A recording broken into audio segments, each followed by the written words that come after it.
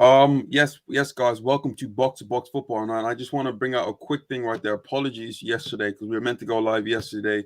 Certain things happened. I know it was already on the feed. I apologize for that. I moved it to today. Just a bit of miscommunication. It was down to WhatsApp being down. That's that's when that was a I bit realized. of a screw. Yeah. But really, guys, apologize for that. That won't happen again. Usually, we'll try and do our reactions on a Sunday or a Saturday. So, for instance, Bryce, right now, we apologize for not getting back to you quick enough. But we're here today, and we will try and be more consistent, like when it comes to our Premier League reactions. But let's get into the stuff. Silver Surfer in the building. Apologies for the time and Silver. Right now, me and Jack on two different wavelengths. Jack, we got lives to live, boys. We got lives to live. I got my own coaching stuff to do. It's like we're here, there, and everywhere. We apologize. We're gonna try and get back to the Mondays if we can, but we want to get back and let's react to all the Premier League stuff. Let me just get up all the results. Out here. I know I should be a bit more organized. So, what are we gonna start off with this week? Let me see. Let's start off with the main game, the biggest team in England, unfortunately, Manchester United, and again dropping points at Old Trafford once again, having another 1-1 draw against Everton. Now, I think last year they had a draw against Everton too, and now another season dropping 2 points after taking the lead. No Cristiano Ronaldo in the starting 11. No Paul Pogba in the starting 11. Everton, to be fair, had a weakened team, and Manchester United still failed to take advantage of that. Now, Jack, Man United have been your team. You say you're going to win the title. Last week, you said it was a bit of an off day, and you can have that. How did you feel about the game? I hate to say it, I still feel much the same. It is one of those ones where, there were, if you catch the highlights, if you see what happened, Man United could have been up before Everton got their first goal. Man United could have scored 2 or 3 goals in my book. The problem though, James, is if you say it's a one-off or if you say it's unlucky, if you keep saying that, then it's no longer luck. That's not the way luck works. Luck is usually one of these things where something with a low probability of happening happens kind of on a one-off, and we go, okay, it was a weird one, it's a one-off. But if it then kind of keeps happening, then we've got a big problem.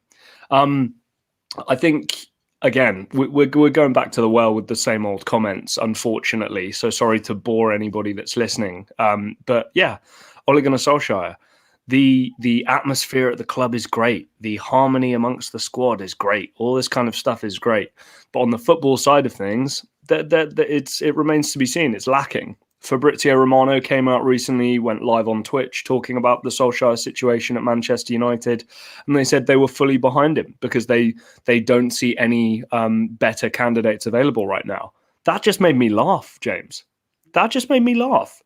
Think about for a second the managers that are available right now.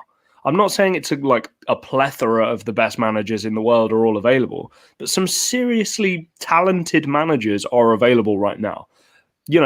Talking about Antonio Conte, talking about Zinedine Zidane, talking about these caliber of managers that are available right now. I find it crazy if the Manchester United PR machine is putting out there that, we're not going to make a change because nobody better is available. I mean, I don't know about you. I think stylistically, I think you'd want to bring in a Zidane over a Conte. But again, Antonio Conte is Antonio Conte. So I'm not ruling out this continuing, James. I think Solskjaer probably felt vindicated in Martial playing and scoring. But, again, my theory as to why United would win the league this year was that, the home form would be brought up like crazy from how it was last year. And so far, I mean, it's been fine. They're still obviously within touching distance for being top of the table. But realistically, James, have they had a really tricky game yet? I don't think so. Some of the teams around them have had some difficult games to be played. And I think it is in October to November. I remember seeing on, I think it was Bleacher Report or something, they did the fixture list. That's going to be a tough spell. And, we're going to see what Solskjaer and this Man United squad are made of. I think this is becoming a real big problem because Man United away from home, for some reason, even when they seem to lose the lead, so we'll get to your comment in a minute. Even when they seem to lose the lead, you always feel like okay, they can come like they can come back from that. They have that Right. bit of something about them, that individual brilliance. But for some reason at home, it doesn't reflect the away form because you're thinking Old Trafford. You know what Old Trafford represents, and I'm not just talking about these last few games, Jack. I'm going back to last season. The fact that Man United went unbeaten last season away from home, but I think lost like 4 or 5 games at Old Trafford. For Old Trafford, that's not good enough. And I'm not being reactionary with this. You said that Man United could have easily won that game, Jack. In my opinion, Man United probably should and could have lost. And should no, not could have, should have lost that game. Everton had enough chances in the first half to have Man United level or even take the lead. And the fact that when it was 1-1 and Davis literally he's clean through on goal and he went like he goes to square to Yeremina who is offside. If he shoots there, he scores 2-1 Everton, late win for them. I guess I'm cancelling out like the Cavani header, for example, like that for somebody like Cavani, you'd be thinking that was a goal. Also, what's up, Adrian Silva? Adrian, what's up, guys? But like I look at the Man United game again, and like it's one where we're always just having to base it on great individuals when I can't remember the last time Manchester United as a team put up a fantastic performance. Well, James, they do put in fantastic performances as counter-attacking football teams. Now, I'm not casting aspersions on any style of or tactics in football. That's more your area than it is mine. But I want to know the last time a team convincingly, with a counter-attacking style football being the best thing that they do, winning a league. More often than not, in my opinion, it is a control thing. It's you have the most chances, you have the most possessions, you have the most passes, you have all of the stats going your way, and then you beat the team. Even with a team of a high intensity team like Liverpool, they'll have more of the ball, they'll have more of the chances. Man United's elite trait, and I think this is why you thought they might be a dark horse maybe for the Champions League, is how unbelievably good they are on the break. They're arguably the best team in the world on the break. But then on the other side of things, if that's not going to be a facet of their game, what do they have? Because like you just said, it's individual performances, isn't it? Like just quickly, because I know we need to move on here relatively soon. My confidence has in that prediction has taken a hit. Now, I don't know where that's going to go in terms of who I now think would be best placed to do that. But I'm not going to lie to you. My confidence has taken a hit over the past couple of weeks, not just in the Premier League, but in the other competitions as well. I just look at this Man United team. You mentioned the fact that like a team needs to control the ball, but Jack, Leicester won the league with having less possession than like the opposition did. You can control the team without having the ball, but just get them to play in less dangerous areas. But Man United, when the opposition have the ball, Jack, they are a really big threat. And I go back to the West Ham game, the fact that it took a last minute penalty, say for like De Gea to get 3 points there. The Villarreal game where they were just completely dominated and shouldn't have won the game. Losing to West Ham in the League Cup, I do understand it's a League Cup, but it's still a loss. And then these last 2 games against Villa wasn't controlled enough. And to be fair, if you said Villa deserved 3 points, I wouldn't go against you. And now today against Everton, a game that Everton probably should have got 3 points from, it's a worry. And again, once Man United don't win, and Ollie makes a bit of a iffy decision by maybe not playing Ronaldo, right? There's a reason for the Ollie haters to really come out at him right now. But for Man United right now, it is not looking good. Just want to get into a few of your comments. Yeah. Silver Surfer, I don't understand why United not going in for a new coach. This is certainly the best time when the team is doing so well. Silver Surfer, I'll tell you why. It's fear. It's fear, mate.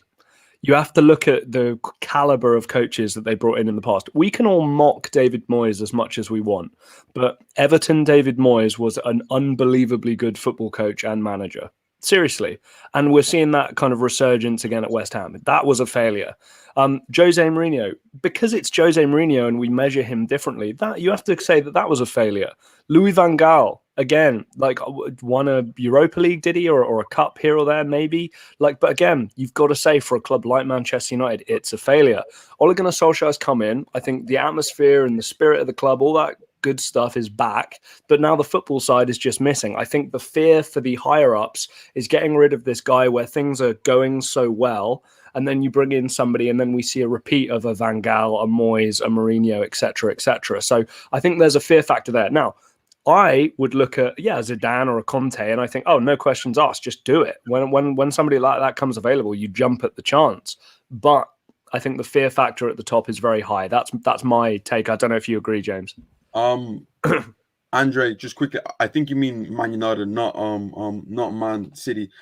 The weirdest thing about this fixture, that like these fixtures that you put up there, in my opinion, a lot of these are winnable for Manchester United. I do believe Manchester United, when their backs against the wall, that's when they kind of come up trumps. In the Leicester game, I think that they win. The Anfield game is going to be a bit iffy, but I feel now more than ever. Last year, it was a bit of an excuse for Man United to kind of go there and play for a point. I don't think Man United can really go there and play for a point now. Well, James, the fans are going to want them to go ahead and get a victory against the Chelsea, against the. And James, we talked about it. It's going to play into what they're best at. And with somebody like a returning Marcus Rashford, right, and a big-time player in the big games like Cristiano Ronaldo, yeah, I think it's going to be fine. But again, like I saw some still frames from the Everton game and a couple of other games prior. Manchester United defensively on transition, it's sad, it's embarrassing. But yeah. Anyway, I guess to conclude, yeah, my confidence has taken a hit. I still think that this team can win games they shouldn't be winning. But again, they need to win the games they should be winning. That's kind of the important one. Big one. But let's move over to Chelsea, team who are top of the table right now, winning against Southampton 3-1 at home after two back-to-back defeats in the Champions League and the Premier League. Now Chelsea are back on top, Jack. 3-1 victory. What do you think of that? Well, as expected, mate. Not to, again, I mentioned this on our previous live stream. I think that, okay, you lost to Man City. Suck it up. It happens. I mentioned this to you, James. I wasn't worried. Nothing about that game really, truly worried me. This Man City team are a good football team. Like, shock horror. It's Pep Guardiola, the manager. You have, in my book, maybe the best player in the league on his day, and Kevin De Bruyne still playing there. The defense, we know about the wide players, etc., etc. So this was the perfect rebound game for Chelsea. Perfect. At home against a team who's been absolutely gashed in the transfer market, and they're trying to make chicken salad out of chicken you know what. This is exactly what Chelsea wanted as a game of this nature. One thing I will say, because I've seen a lot of comparisons on my Twitter feed, the Abraham Lukaku comparisons. Yes, guys, Tammy Abraham's had a great start, and he's made the England squad, and hooray, this is all such lovely and nice stuff. But anybody talking about regretting selling Tammy Abraham, you're absolutely crazy.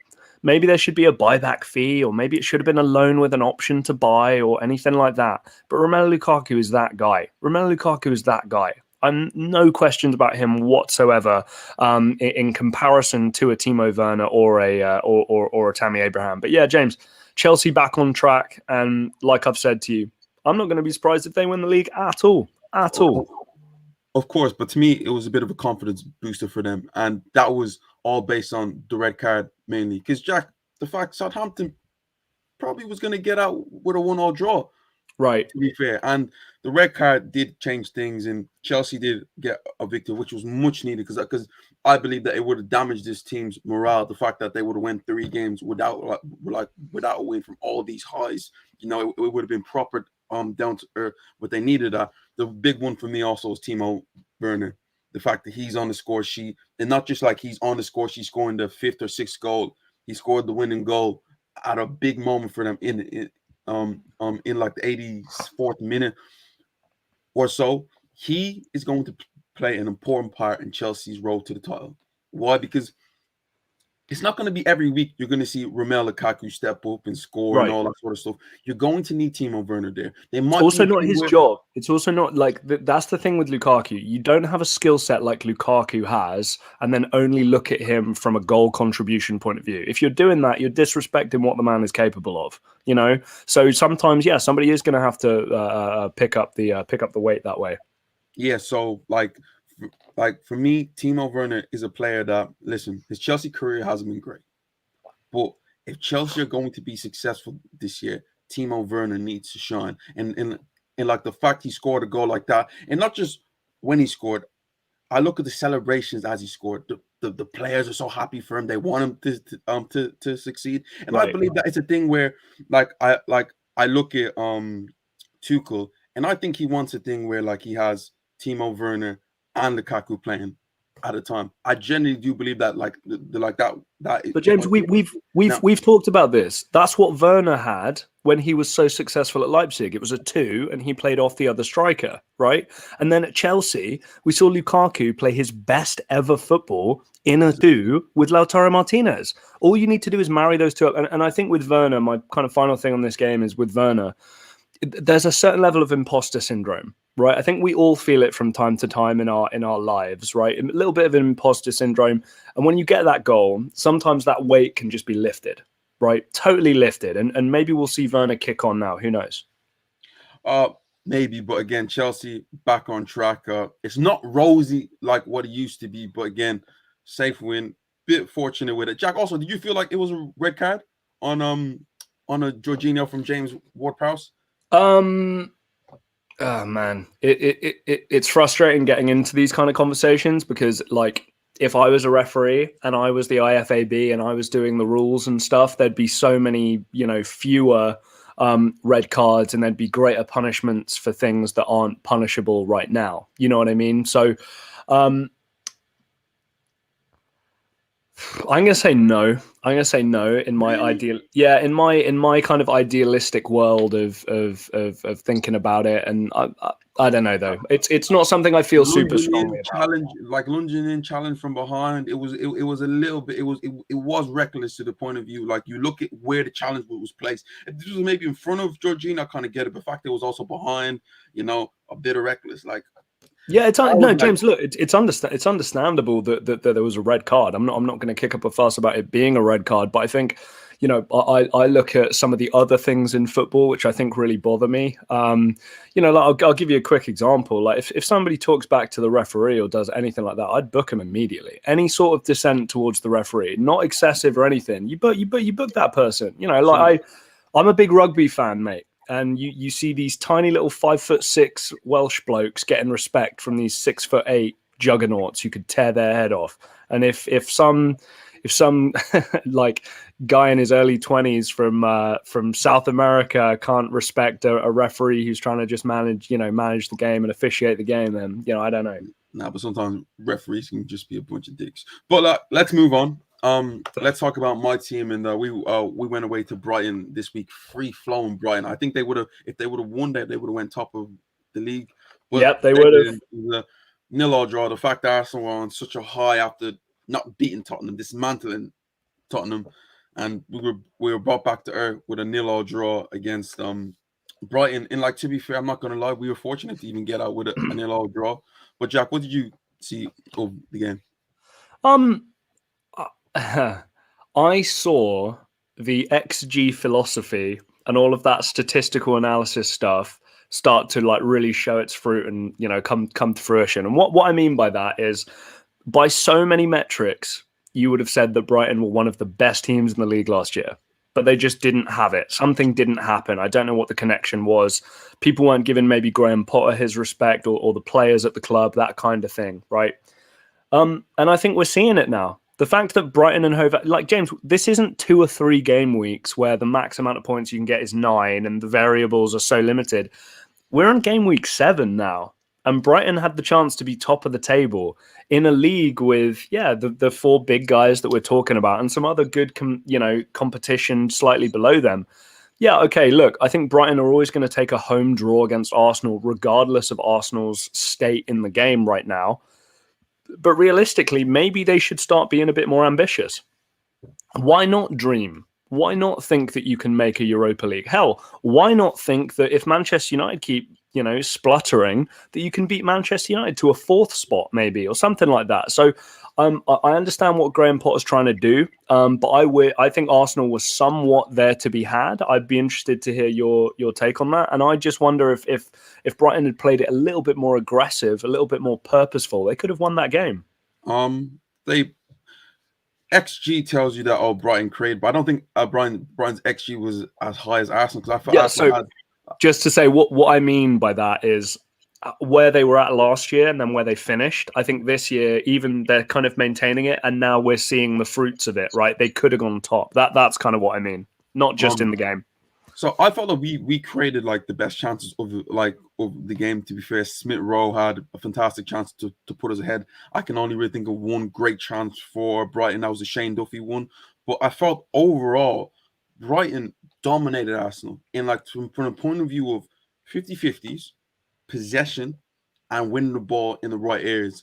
I look at the two that we had in the middle, and maybe I hate to say it, but it looked like we kind of missed Granit Xhaka out there because for some reason Thomas Partey wasn't really on it as much, and we failed to get a hold of the ball in the midfield, and that was very worrying. And like the fact that they didn't even have Basuma out there, their best midfielder, not even playing, right. And like we struggled that much to actually win the ball in the middle has me worried. This Brighton team, to be fair, from what I've seen, everyone's going crazy about them, and to me there is a reason why people are going crazy because this is a good football team. Right. Like what they showed against Arsenal was a team who, realistically, I'm going to be realistic because at the end of the day, it's only still 7 games. They might be looking at a top 10 finish this year. Maybe it's 10 or a 9, maybe. Well, James, I've put it in the banner here, right? Top 6? No, are we ruling out top 6? I'm already ruling Jack. It's 7 games. It's 7 games. They don't have a chance to maintain that. They don't have a goal scorer. Maybe if they would have had a goal scorer against Arsenal, I would have been like, a little bit more worried. To be fair, Danny Welbeck didn't play, but the plus side for me for Arsenal is I look at it. I like Danny Welbeck was defensively. I think in games. Defensively, right? Yeah, I think in games gone by we would have conceded from the balls gone into the box, the pressure that was put on under the defense, the fact that Tomiyasu, Ben White, Gabriel, Kieran Tierney, they stayed strong, dealt with anything that brought at them, and Ramsdale, to be fair, had one fantastic save where like the ball was put across and Mope was waiting to tap it in, he pushes it out. What's your confidence level on him? To be fair, he hasn't done anything bad. Yeah. So like to me, he's well over Leno right now. Leno needed to kick up the backside and like this is what he needs at this moment in time. So he's definitely well above Leno. But Arsenal defense, I'm very happy with what I've seen because we stood strong. We didn't crumble when like the crowd was getting at us and also the pressure from Brighton was getting at us. Really happy with that. But the thing worrying on the other side is that Aubameyang. I feel like Arsenal only play well when Aubameyang plays well, and the fact that he's so up and down is meaning I feel like Arsenal are going to be up and down. His touch was all over the place in the game. It wasn't quite sticking to him, and even when he was making runs and breaking free 1v1s, the ball's getting stuck underneath his foot. It wasn't bright, and this is what worries me. We had that fantastic high against Tottenham, and it comes crashing down because now it means nothing because now Tottenham are back ahead of us. By 2 points. So that fantastic win doesn't mean anything in the grand scheme of things when you really look at points. But what's the Ben White confidence meter at now? 2 out of 10. Where are we sitting with happiness? All right, he's good. He's good. He's all right.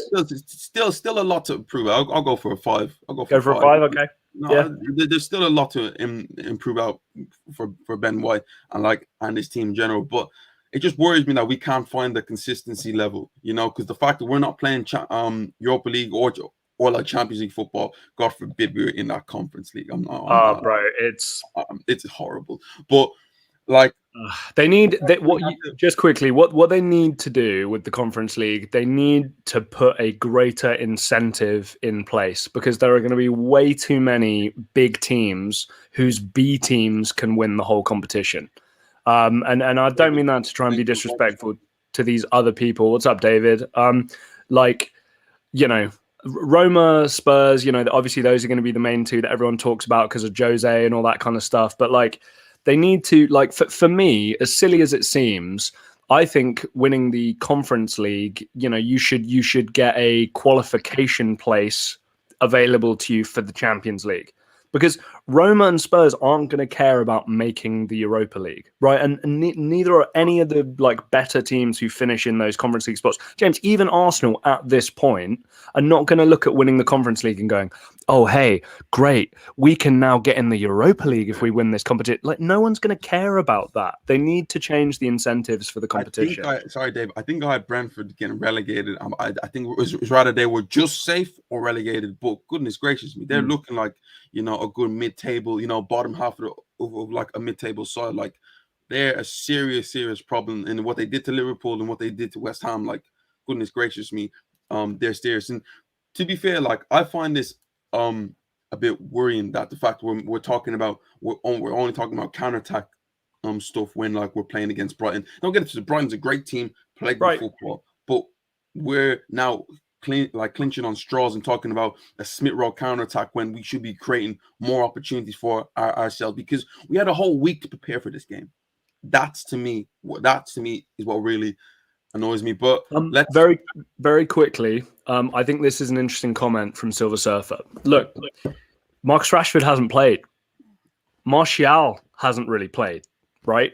So for me, the players who run with the ball into the box aren't playing. Pogba's sometimes been playing out wide, right? You got Ronaldo coming in there. So that kind of part of their game where they draw fouls by running at you is not there anymore. So it's just very, very interesting. Also, obviously, with kind of the changing in the officiating and with VAR and stuff, maybe they are going to get less penalties. So something to think about. You think about the amount of penalties they got last year. That's going to be a big difference maker. So good comment there. Okay, Spurs fans, tell me what you think about this game now. So we're not going to talk about Tottenham. A 2-1 win against Aston Villa. First win in like 4 in the Premier League after going like, 3 or 4 back-to-back 3-0 losses or 3-1 against Arsenal too. Spurs finally on the winning trail again, winning 2-1. The winning goal from Lucas Moore. Was it Lucas Moore? Who was it? An own goal? Matty Target own goal, yeah. Okay, I'm pretty sure Lucas Moore not top it in. I'm not like. I guess it's been credited to Matty Target, but I know it was good work from Son and like Lucas Moore tapped it in to be fair, or Matty Target. To be fair, I'm not gonna lie. I was watching the Brighton and I was watching the Crystal Palace Leicester game during that game, and to be fair, that was a much better game. But overall for Tottenham, like, you guys finally get a win. Have you guys calmed down from last week? Is it Nuno still out, or where are you guys at? So Tottenham fans, please comment down below. David, right now, it's a worry that Kane hasn't scored yet. Now, usually when we get to tournament stages, we'll be like, oh, don't worry. When he gets going, he'll just score a whole lot of goals. And yes, that's true. But the fact that we're 7 games in right now and we haven't seen a goal or an assist from Harry Kane right now, right. That's worrying, because the fact, just think about it. He came on in the Europa Conference League game. He scored a hat trick in like 30 minutes. So what's going on in like? But again, levels. I mean, this Villa team, no pushovers. It's the Premier League. Like we're not messing around. For me, James, the worry is twofold. Right, Daniel Levy and Spurs took a huge risk. They said, we're going to keep Kane no matter all this money that you're going to give us. Spurs aren't going for the title. They shouldn't care what they give to Man City, because they're not like giving Man City an edge. No, Man City already has the edge. Doesn't matter about the difference and how much better they're going to be. City are always going to finish above Spurs this year. So I'm looking at it twofold. There's a footballing problem happening right now. And the footballing problem is your best player, most expensive, valuable player, top assister, top goal scorer from last year, hasn't done either of those things in 7 games. That's a major worry. And you've got to say that the off-season and how that was interpreted by the Spurs fans and by football fans in general is going to play that part. The other part, James, is financially. Are you now paying more for Harry Kane, or are you paying less? Because to me, I'm paying less. I'm bringing my offer to the table and I'm going, yeah, you know that amount of money we were going to offer you before? Your guy hasn't scored or assisted in this amount of time and has not looked himself, blah, blah, blah, blah, blah. So now we're going to offer you less money. So to me, at the moment, it's very blatantly obvious that Daniel Levy and the Spurs organization has made the complete wrong call on this. And I'd be very worried if I was a Spurs fan. And again, James, I said this to you recently. If I'm Harry Kane, January 1st hits, right? 1 minute past midnight, January 1st, transfer request. Let's go, get it moving. Okay. I'm not gonna come here and tell you that I watched the game and like I did this and did that now because I was watching the Palace Leicester game, but I need to know, guys. Right, 7 games gone for Tottenham right now, 4 wins, 3 defeats. How are you guys feeling? We're gonna get to more comments from you guys right now. Do you think Nuno is like gonna last for the rest of the season? Because to be fair, if someone would have told you that, okay, you would have had this start to it, you probably would have maybe take 1 or 2 less losses, but it's still a decent start to the season for you guys. You know, you're not that far off, top spot, So let me know right now. Do you think Nuno's going to last for the rest of the season? But get into James, just quickly. We've talked about this a bunch of times. It's optics. It's always about the optics, right? Like with Spurs, right? Take away one of their losses, okay, or even like take away a win and a loss and just convert them all into draws, right? So that you then have the same amount of points, but say you've only lost 1 game. You're going to feel better, right? You're going to feel better. You've not been beaten. You've not been embarrassed on a weekly basis or anything like that. So it's always about the optics of the situation. And also, again, we need to know where we live right now. We need to know where we live as a football team of the team that you support. You need to look at what your team is realistically compared to the other teams in the league, and you need to know where you sit, right? Spurs are sat in 8th. Do I think Spurs are in and around the 8th best team in the Premier League right now? Yeah, I do. I really do. I think you're sat somewhere between 7th, 8th, 6th, 7th, 8th, somewhere like that. I think that if you're in and around that mark and that's where you are, I think you're doing absolutely fine. It's the exact same way with any of the other teams. Everton, you've got to be happy. Brighton, you've got to be happy. Brentford, you've got to be happy. But then again, looking at some of the teams further down, you can talk about being unhappy all you want. But if you are a 16th, 17th best team in the league and you're 16th or 17th, then you're performing to your expectations and your standards. That's what I would never understand personally. Jack, let's just get into a few comments right now, Jack. Point plus, Romero and Emerson Royal playing well. Son was exceptional in that game. When is Son not exceptional? Let's be fair. I'm never Nuno out because it's still 7 games, but with him, expectations must be lowered. Yeah, look, I think you're a rational fan there. It's not going to change overnight. But can I have, what do you mean expectations must be lowered? To what point? What is a successful season for this Tottenham team? Because I had Mikey and like looking on the show, guys. If you haven't seen that video, that Tottenham video, go check that out. Please go check it out. So Lurkin had a top 6 finish, and then a trophy in there would have been an exceptional season. Mikey saying that maybe a top 4 finish could have been it, but now you're saying it should be lowered. Lowered to what point? Are we looking at a 8th place finish? Maybe with a Conference League there as a good season for this Tottenham team. Where are you guys at with that at this moment in time? But let's get into a few more comments, Jack. Silver Surfer, I don't know why fans always blame the manager. Regardless, I hear that Spurs have Nuno's back. If we don't finish 6th or above, Spurs can let him go without any compensation. Okay, that's I didn't know that. If that's true, that's a nice little thing that you've put in there. I think that's good. We see the amount of money some managers get paid for being let go. So if you've managed to put that in the contract, then you guys have done a smashing job there. Absolutely. But again, like I said, it always depends on where you think you are. That's the thing. Like James, I think the clearest one I can think of, those top 4 teams who, in my opinion, are head and shoulders above the rest at this point, if any of them are anywhere from 1st till 4th, I think they have to be considered happy. I do. I really do feel that. That's where I think those 4 teams are at. You've got Chelsea winning, but I think if Chelsea finish 4th behind the other 3 teams, they're going to look at that and just go, fair enough. The other 3 teams are that good. You know what I mean? And with Spurs, like I said to you, yeah, I think they are in and around 6th, 7th, or 8th. Not everybody can finish in the top 4. It doesn't work that way. Not everybody can finish in the top 6. It doesn't work that way. I think expectations being lowered, it's more about if you expect the most, you're going to be let down. And then you're just going to be changing and cycling through managers left and right. Silver Surfer, Kane has made a career, I imagine that is, proving others wrong. He will make a comeback. Wait. What do you mean career proving others wrong? In what way?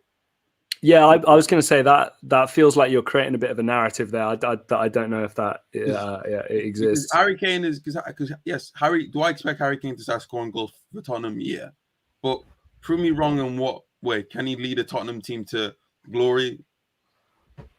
That's what I'm. That's what we all want him to kind of do. We all Also, know he's a bona fide goal scorer and a killer. No one's going to doubt that. but That's why also, everyone's James, screaming at Man what City to else can come. he do? He was top goal scorer and top assister. He's a forward. Okay, as much as I don't like stats, just being like giving you tunnel vision on whether somebody's good or not. I don't know as a central striker if being the top provider and then the top scorer in the one of the most competitive, if not the most competitive league in the world, I don't know what more you can do from that standpoint. Well, like Kane could have done a lot more. Trust me, he could have done a lot more. He could have scored a goal against Zagreb to put them through. What about that? For all that, I hate this narrative that we used to put with football players. Oh, he's doing everything. If you're doing everything, why is your team not being successful? Yes, Team other people sport. yes, other people could do more. But if you're so great, why don't you push them to it? And to me, it's down James, to a little bit of everything. they're better without Kane. They need to sacrifice their performance to make Kane happy. Hey, man, look, it's worth talking about. I don't disagree. I'm not gonna lie. James, this is what I was trying to say in the off season. I know you agree. I know this isn't me like arguing with you because I know largely you agree. If you think about what Spurs can be without Kane, 100 million in the bank, and maybe Emerick Laporte sat there at left centre back next to our guy, the Atalanta centre back, who I'm blanking on his name. Zapata? Did you say Zapata? Yeah, no, Zapata's a striker. But like Christian Romero. I just said striker. That's why. You're gonna do a better job. It feels that way. That's why it would have made sense to me. At the moment, Daniel Levy is taking a little bit of an L, unfortunately. PC Matt, I think the maddest thing for Tottenham was that the fact that we've always talked about Tottenham need a second striker. They need a second striker. But I mentioned it in last week's show. How can you ask a top class striker to come in and play second fiddle to a player like Harry Kane? Do you really think a player of high quality would really want to say, okay, I'm going to sit on the bench and maybe play 20? Yeah, not going to happen. See, it's not going to happen. The fact that Tottenham put that out there, like, come in and you can play second fiddle, that doesn't work. They should have said, okay, come in and challenge Harry Kane. Come in and if you play well enough, Harry Kane or bring somebody in, James, who's happy with the load management side of things. Like, I'll just bring a couple names off the top of my head here, right? Edin Dzeko was available this summer. Olivier Giroud was available this summer. These are guys who are at points in their career where they don't want to have to play week in, week out, Europe and domestically. They're happy playing the midweek game and then coming off the bench in the other one, and they still have a level of quality where they can still finish. That, to me, has always been the issue. Also, Silver Surfer, 200 mil. Now, 200 mil before, I'd have said, maybe if Tottenham's whole stadium, right? If we weren't in COVID, right, and how that's affected the market so aggressively, I'd say 200 mil for prime Kane, yeah. But we're 7 weeks in, he's unhappy, he's not scored a goal or gotten an assist. Kane's value's dropping. It's dropping. We're gonna get into this last comment from David, and then we're gonna move on to the last match we're gonna talk about here.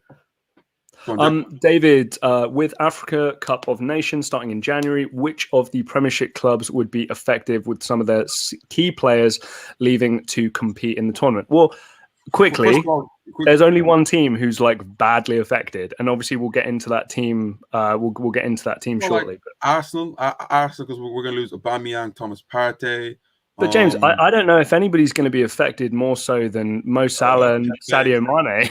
Liverpool definitely. James, Naby Keita, like Liverpool are going to get that much. Liverpool are definitely going to hit. David, Liverpool are going to get gashed. Where are you from? Like, what team are you going to be chanting for in Africa? Are you Nigerian? Just want to make sure because I'm Nigerian, so just James is trying to get some rivalry started. You know the ones might get that African connection. If you're like, I don't mind the rest of them. I don't mind the rest of the African nations to be fair. But yeah, that's right. Problem with Spurs, not only Nuno, lack of ambition, always not. Yeah, again, guys, the narrative has to change with Spurs. It has to. This overachiever tag that they've had for a long time makes them comfortable. It makes them sit where they want to be and just go, okay, we're good. Leicester got labelled the exact same way, but they stepped up. Yeah, big up to Nigeria. Fellow Nigeria, yes. We're gonna win the Nations Cup. Not really. We're trash right now. But it's the same. It's the same thing. You've seen what's happened. You've seen what's happened with Leicester. Like I said, Leicester got given the overachiever thing. Oh, one season wonder, all this kind of thing. And yeah, it was realistically a one season wonder in terms of them winning the title and all this kind of stuff. But in terms of them developing to where they are now and the respect that is on Leicester City's name and where they're at. That's what they're doing. You know, guys, Leicester are a better team than Spurs. Leicester will probably finish above Spurs, and have done so, somewhat consistently over the past couple of seasons or so. Anyway, before we guys, I'm going to leave the comments in for a minute because we need to just talk about the final fixture of the week and the biggest fixture of the last 5 years in a Premier League. For me, the best fixture at this moment of time: Liverpool versus Man City. Game finished 2-2. Bit of back and forward in the game. Both teams share a point. Jack, where were you at with this game, and what was your feelings on it? I think you just said it. This is such a great battle because stylistically it's so different. Quality-wise, it's so similar. And there's just so many talking points. I think you're always at risk of it being kind of a drab, score draw, right? Or even a 0-0, because I think both teams just want to be like, look, we'll take a point against you and we'll try and beat everybody else. And hopefully we'll beat more teams than you beat over the course of the year. But yeah, this is the best game in the league. You know, let's not mess around. I mean, Man City aren't at their best in terms of their squad. I do think they could do a better job, as we know, in the number 9 position.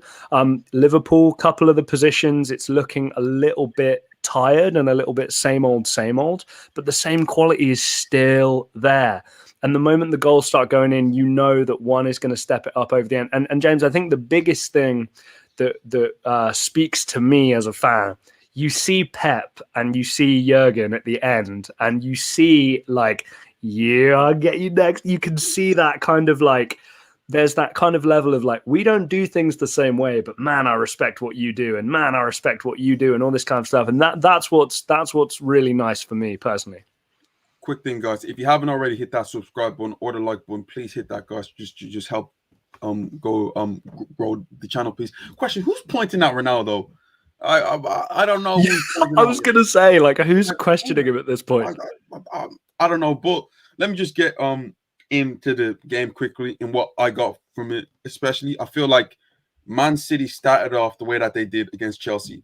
Total absolute dominance in the first half. Liverpool could not get out. The way that they were able to squeeze the Liverpool team and kind of disconnect the midfield from the attack. The amount of times the ball would go into Sadio Mane and he couldn't pick his head up because there was so much pressure from this Man City team. They really targeted James Milner. Bernardo Silva in the first half was absolutely fantastic. That run where he takes on literally the whole Liverpool team and James, and he's supposedly on the transfer list.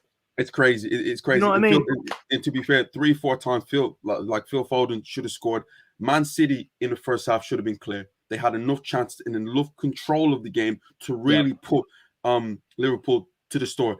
Liverpool got away with it in the first half, and I feel like Jurgen Klopp does this a lot. But I seen that extra bit of added venom when as soon as the whistle went for halftime, he really sprint in there because he really wanted to get into that team. Second half, you've seen a whole complete different Liverpool team where they pushed up a bit higher up the pitch, and then we've seen a lot more movement from the front three. We've seen Sadio Mane popping up in different situations. Jota got a little bit more involved in the game. There was one moment where the ball was played into him, lovely turn, and Milner should have been sent off. Great shot from him. But yeah, Milner should have been sent off. But let me just get it into the first thing. Mo Salah.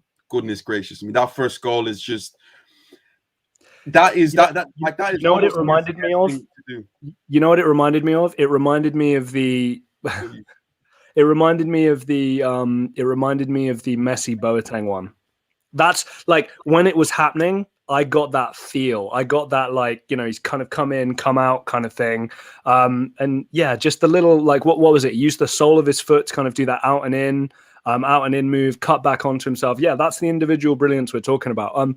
Guys, if you haven't seen it, James and I did do like a video. I think it was about a 15 minute conversation about Salah being somewhat underappreciated and why that might be and all this kind of stuff. So please do go check that out. But one of my points on that video was about the fact that at times when we're comparing him to Hazard, Bale, these kinds of guys in their prime, those guys could do stuff that not anybody else could have done at that point in time. And one of my criticisms of Salah, I don't really see him do stuff that I think no one else can do that. Oh my goodness. That goal is one of those things. That goal is nobody else can do that in this team. Nobody else.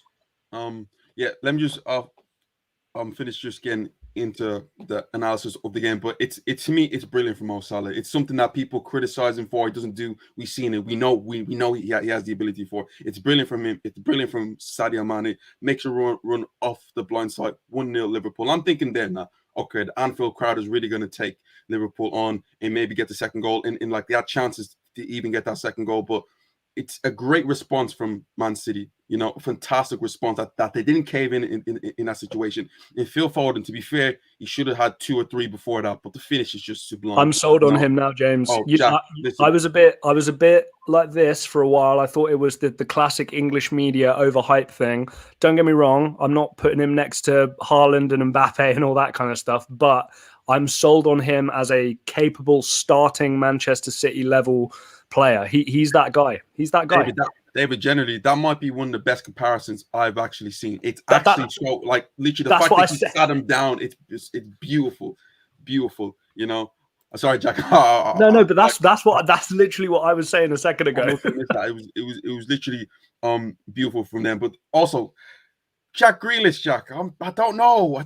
Like, James, this is our victory lap. James, this is our victory lap. I'm not victory because Jack Grealish, I think that he's going to come up and he's going to show everyone that he's a good player because he is a good player. No, but we were never telling people he wasn't a good player. We were telling people he wasn't worth 100 mil and he's not going to be that guy.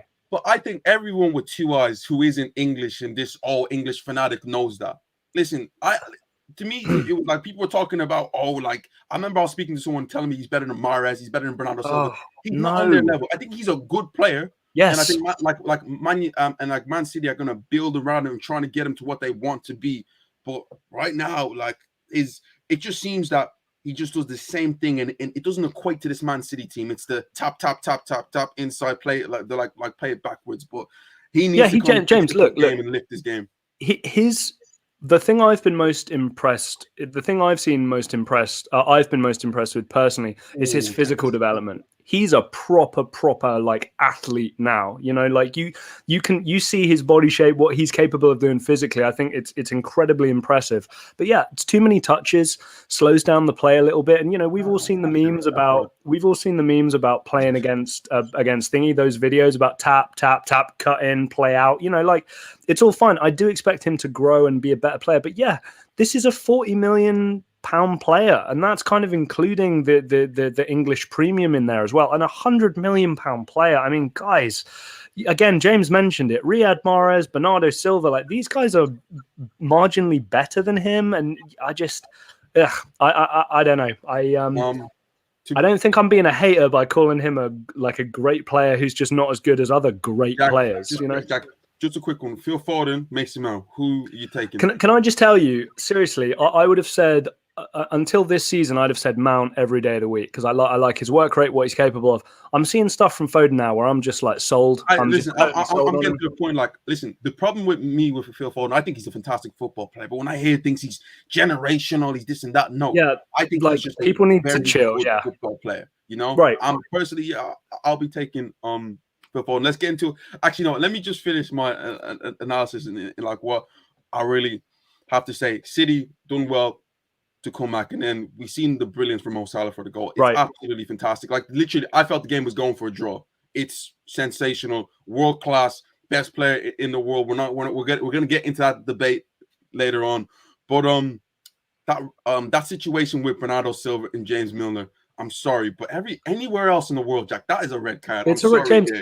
It's a red card. It's a second yellow. It's a silly foul. It's going nowhere, and even endangers Bernardo Silva because the fact it wasn't like a normal tackle. It was a dangle a leg out to generally trip him over. And the fact he lands on his head, the Anfield crowd definitely had something. Yeah, and then James, they mock Pep for getting out, being outraged and all this kind of stuff. I had so much sympathy for Pep in that situation because it left Liverpool off the hook. If Liverpool go down to 10 men, especially with somebody defensively and from a work rate and experience standpoint like James Milner coming off, I think for a fact that City are going to go on to win the game. And also, James, another thing I'll mention to you, one of the biggest red flags for me that tells you they know they got lucky. What happened 60 seconds later? He came off. Of course. Oh, listen, he was literally like not even a tackle, not even like a foul. Just looking at the referee wrong way. Klopp knows he got lucky. And then went, right, Milner's got to come off. Oh my God, we're not risking this.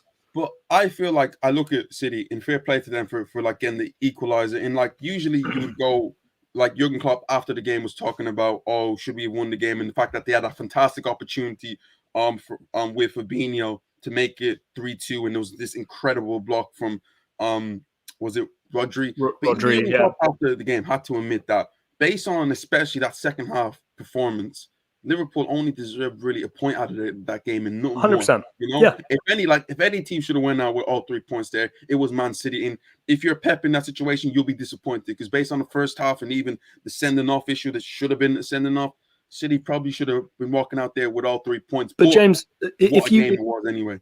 Yeah, but if you take a step back though, you have to think about it like long term and the perspective and the optics of the whole situation. You beat Chelsea and then you beat Liverpool. Like, you're making a point there. You know what I mean? Like beating Chelsea in kind of a 1-0 game and then, drawing to Liverpool. Like you'd say that's good and you've done well to get 4 points out of possible 6 of these games.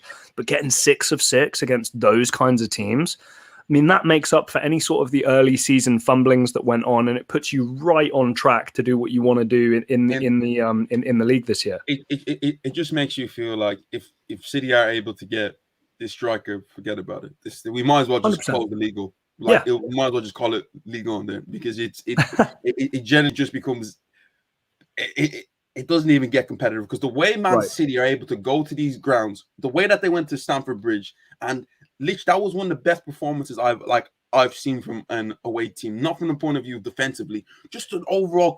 It felt like they were playing at home. It was brilliant. And the first half at Anfield, I'm like, if they had like a Harry Kane in the middle there, it's 2, 3, and 4, and they're laughing. Yeah. It's easy money for them at this moment of time. But if anyone's going to write this Man City team off, you're laughing. But at this point, though, James, as well, you talk about it being a Kane. I think a Danny Ings profits like crazy from this kind of. Do you know what I mean? Yes. You know what I mean? Like there are so many players. Danny Ings is a player that. Sorry, Jack. Is a player for me that so many teams should have been looking at. Arsenal should have been looking at him. Tottenham should have been looking at him. He's a player that has the ability to play at the highest level. And like for a Man City, even a Calvin Loon at this moment, just someone in there, just somebody in there, the ball face across the goal, it makes such a big difference. But yeah, I don't know. I think that as January comes around, we're going to see something. James, I've got a little bit of a man crush on this guy, but Dusan Vlahovic has supposedly rejected Fiorentina's latest contract offer. He's out of contract in 2023. That to me, this is your next kind of Robert Lewandowski type striker. I know that's high praise, but seriously, Guy's a freak athlete, great finisher, and he's going to go places. But a player like that may well become available. But like I said to you, even a stopgap striker, I think, is capable of just coming in here and just doing a job and just being. And when I say doing a job for this Man City team, that could be 15 to 20 goals. Even in January, that could be 15 to 20 goals. But yeah, let's get into some of these these Mount Grealish Foden comments. David, Foden playing on the left side, the way he plays kind of reminds me of Hristo Stoichkov. Okay. He's not a pacey winger. He gets into good positions, great link-up play. Yeah, look, This is one of the best David, schooled. that is a serious shot right now. I'm not going to say like I watched the Bears, but okay. He's I think we can see how well he's been schooled, and I think again we see what he's been capable of in this Man City team with Pep as kind of a teacher, the amount of different positions he can play in, and yeah, I'm sold. I've got to be honest with you. I was a little bit up and down on him for a little while, but I'm sold on him now. Totally sold. Oh yeah, to me, I looked at him at Anfield, and I see a player who will mature, and he can definitely take the mountain for this English team. I just don't like the way that it's the Ballon d'Or. No. I think he's a fantastic young player. An English player is a long way off winning the Ballon d'Or, ladies and gentlemen. It really is. And people seem to forget that Michael Owen won the Ballon d'Or. I don't know why people always just seem to forget that. I get it. Out of all the people that you're going to mention, Michael Owen, but Michael Owen, when he was younger, was a bad man. Right. Rooney may have been a good shout at one point, but apart from that, really. What to be fair, Frank Lampard finished like third. Gerrard too had some shots as well. Yeah. Gerrard probably could have won in 2005, to be fair. 2005 or 2006. Or it was Ronaldinho, so it's a bit. If the 2005 award was in 2021, Gerrard would have won it. We know how much the narrative shapes that. And guys, I don't know if you guys are aware of this. James and I are becoming a little bit disillusioned with the Ballon d'Or now. There's been a few kind of questionable victories or questionable positions of players over the last few years, which. That's putting it nicely. Many people critical of Gabriel Jesus at right wing. Any thoughts? I think Pep's going to do Pep, honestly, and I know that sounds like I'm just throwing my comment away, and it's just that comment doesn't really mean anything. But yeah, for me, again, I think Pep's just trying to make it work in the best way that he can. I think Pep knows that Jesus is not going to be the answer at number 9. So he's trying to figure out another spot for him to potentially help, because I do think Pep likes Gabriel Jesus. He plays a good amount of football for this team, and I think that you don't play period if Pep doesn't like you, and Pep seems to really like him. I feel like this is just the most Pep thing to do, as Jack said. Right. It's generally just Pep being Pep from the point of view is that everyone will go this way. Yeah, Pep will go that way. That's just, to me, that's just the way he is. Here's a striker, but now I'm just gonna convert him into a winger type guy. But it's not even a thing where that it's just Pep doing it. You look at in the Brazil national team, he usually plays out wide over a player like Neymar, who Neymar seems to take up the number 9 spot right now. Right. Maybe it's a thing in like Jesus' heart, and he spoke to his coaches where he doesn't see himself as an out-and-out striker anymore, and sees himself from the point of view of linking play from out wide and coming into positions where he can be unmarked and get more goals. That just might be a thing for him, because the one thing I'll tell you about Pep Guardiola, he loves Gabriel Jesus. That is his guy, right there. So he'll find the best way to fit him in the team, and maybe he looks at Jesus and feels like, you're not quite the number 9 that I'm looking for, and we know what a Pep Guardiola striker is. It's not the norm, No. So it's just I think he's done well out wide. I would rather see a Sterling or a Mahrez out wide, but Pep looks at Jesus from the point of view, especially defensively, he probably does a better job than both of them combined. James, 100%. And again, guys, we do need to remember as well that this is a market-based sport. Right, this heavily relies upon trading assets. Right, if Gabriel Jesus is sat on the bench or not in match day squads, do you think his value goes up or do you think it goes down? Now, that's not the only reason why he's playing, but I think that if Pep has kind of a coin toss reason to put one player in over another, I think he is going to look at Jesus and go, this is going to be my guy. This is the reason why I'm going to put him in, because I think he can do X, Y, and Z. And yeah, if Jesus is not going to be the guy long term over the next 3 years, 4 years or so, and he does get sold to another team, you're going to want him playing in these good teams, getting some stats to back up his quality, and some footage for scouts and managers to review. So we're now on an international break, guys. 7 games in. How are you feeling throughout the? Listen, first of all, these international breaks are killing me, man. I hate going to Sunday without having football. It really, really, really does annoy me. But let me know, how are you feeling now after 7 games gone? with you, like, how are you feeling about your team overall? How are you feeling about the Premier League, and how are you feeling about this international break too, guys? Just let us know. Put the comments down below, Jack. We have another comment here. Yeah, no worries. 2 seconds. I'm just making myself a little banner here. Right, is that going to be added? There it is. PC Matt, imagine asking to play right wing when he was brought on as a striker and the team needs a striker the most. What a waste of money. I don't love that comment purely from a standpoint of I think you're just totally disregarding what he's doing outside of the striker position. I think that if you watched him play the other day, I don't think you'd go, oh, because he's not fulfilling the one role that he does, it's a waste of money and it's terrible. Gabriel Jesus is still a good football player. Nobody's talking about him in the same way that they would, talk about, let's say, a Mo Salah or somebody like that. He's not on that level, but he's still doing one hell of a job for this Man City team. Also, I'll get it up now on Transfermarkt how much he was bought for, and Matt, I'll ask you what you think he would go for in kind of the modern market based on what he was bought for initially, and I'm going to tell you that it's probably the same, if not a little bit more.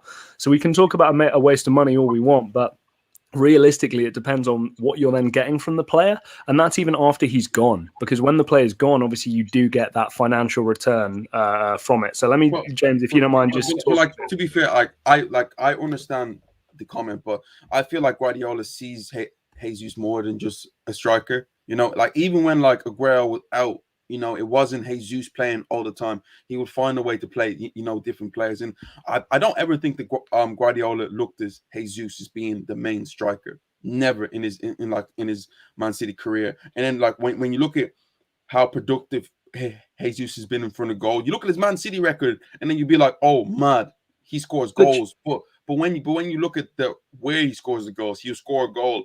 He scored like the 5th goal in like a 7-0 win or something like that. Or like remember when they played I think a League 2 side in the League Cup, they won like 10-0.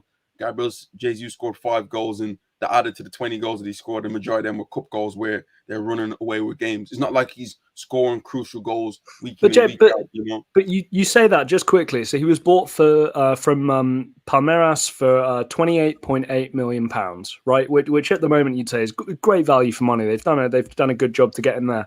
Transfermarkt have him valued at £54 million now. He was rated as a £72 million player in 2018. That was his peak.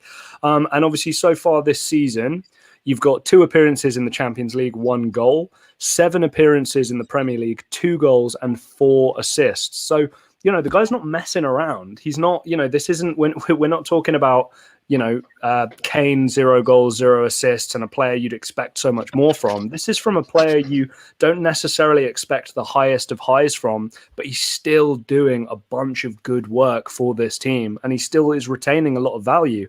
I think if somebody's trying to buy Gabriel Jesus, he's going to cost a hell of a lot more than £28.8 million. Let's put it that way. Sorry, I don't know where we get this narrative that Guardiola was going to swap. Guardiola wanted to not swap Jesus for Ronaldo. I feel like Guardiola knew that bringing in Ronaldo was going to be shutting down the whole Premier League. Jesus is a good player, but Cristiano Ronaldo, even at 36 years of age, you're still going to take him over Gabriel Jesus. Yeah, in my opinion. But again, Jesus, like as you said, isn't a bad player.